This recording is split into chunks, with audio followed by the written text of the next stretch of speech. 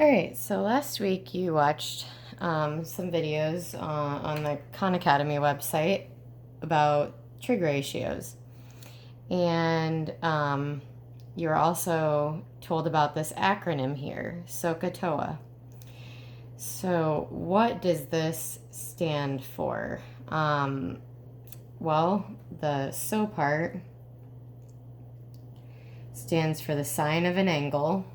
I'm going to have A be the angle. So the sine of an angle equals the opposite side over the hypotenuse.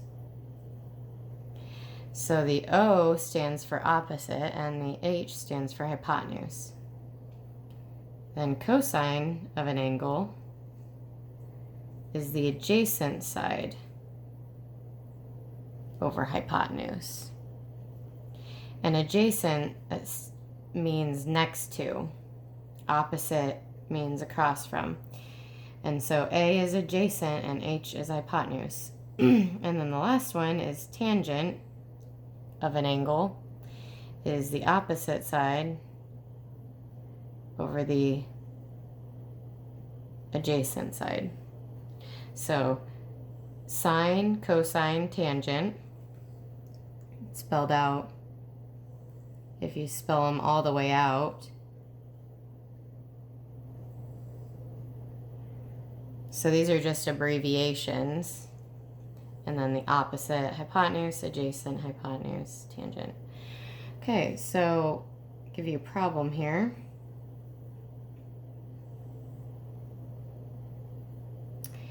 And we are going to find the trig ratios. So we're going to find sine of H, cosine of H, tangent of H, and then we'll find sine of G,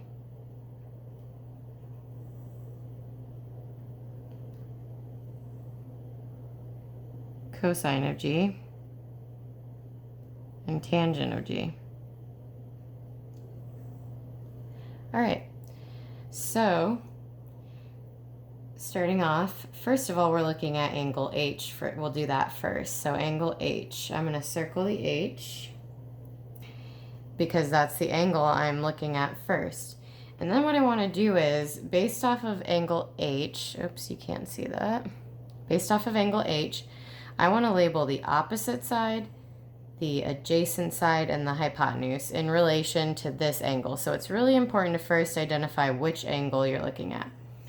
Okay, and so then I always find the hypotenuse first because the hypotenuse in a right triangle is always going to be the same side. It's always going to be the one opposite of the right angle. So I like to think of this corner as pointing to the hypotenuse. So 13 is our hypotenuse of this triangle. Okay, so always look for this corner of the right angle pointing to the hypotenuse, all right? The next side I like to find is the opposite side, and that's going to be the one that's farthest away from this angle. Okay, so if I look at angle H, the side farthest away is the 5. So that's our opposite side. All right, and then adjacent is next, and that's the last side. So that's kind of why I do it in that order. Adjacent means next to, but I always find the hypotenuse first, then the opposite side, and then the adjacent side. And then from there, it's just plugging these numbers into the ratios here. So sine is opposite over hypotenuse. So in this case, the opposite side was 5, and the hypotenuse is 13. Cosine is adjacent over hypotenuse. So the adjacent side was 12, and the hypotenuse is 13. And then the last one is tangent, and that is opposite over adjacent. So that'd be 5 over 12. And those would be our answers as long as you can't reduce these anymore. So 5 over 13, 12 over 13, and 5 over 12. So now we can do the same thing with angle G. So I'm going to erase my circle on H. Okay? I'm going to erase the labels. Okay, now I'm going to circle G because we're looking at angle G. I'm going to move this one down a little. Okay, so if we look at angle G, again, I'm going to start out by identifying the hypotenuse first. And again, the hypotenuse shouldn't change because it's going to always be opposite of the right angle. Okay, but now if I'm looking at angle G, I'm going to label the opposite side. And that's, again, the side that's farthest away. And sometimes I like to think of an arrow coming from this angle and pointing to the opposite side. So this is now my opposite side. And 5 is then my adjacent side next to that angle. So what happened here when we looked at angle G, the hypotenuse stayed the same, but my opposite and adjacent sides actually just flipped because now 12 is opposite of this angle and 5 is adjacent. So if I look at the sine of G then, again, opposite over hypotenuse, that'd be 12 over 13.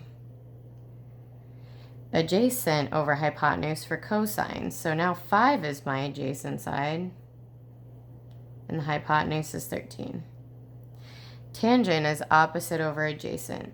So now that would be 12 over 5. And again, these are my answers for those, as long as they can't be simplified anymore. Okay?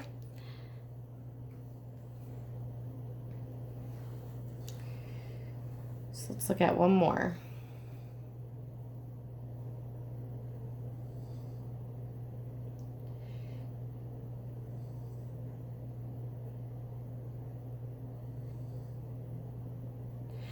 All right, so we're going to find the sine of L, the cosine of L, and the tangent of L.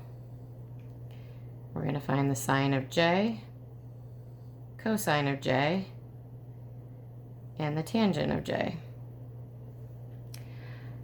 Oops, you can't again see the angle over here. All right, so starting off, I'm going to circle angle L. And now I'm going to label, first of all, the hypotenuse. So always look for the right angle symbol pointing, the corner points to the hypotenuse. So 85 is the hypotenuse.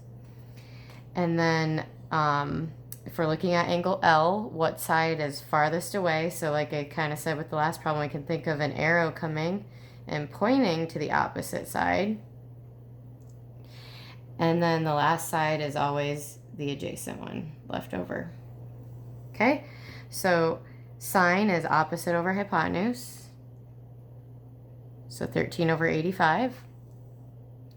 Cosine is adjacent over hypotenuse. And tangent is opposite over adjacent. So 13 over 84. And again, these are my answers as long as these ratios can't be simplified. Okay, now we're going to look at angle J. And so sine of J is going to be, we need to relabel these. Okay, so if we're looking at angle J now, remember that my hypotenuse is actually still 85. Again, that's not going to change because my right angle always points to the hypotenuse. Then we're going to do the opposite side and then the adjacent side. Okay, so sine of J is going to be 84, which is now my opposite side, over 85. Cosine is going to be 13 over 85.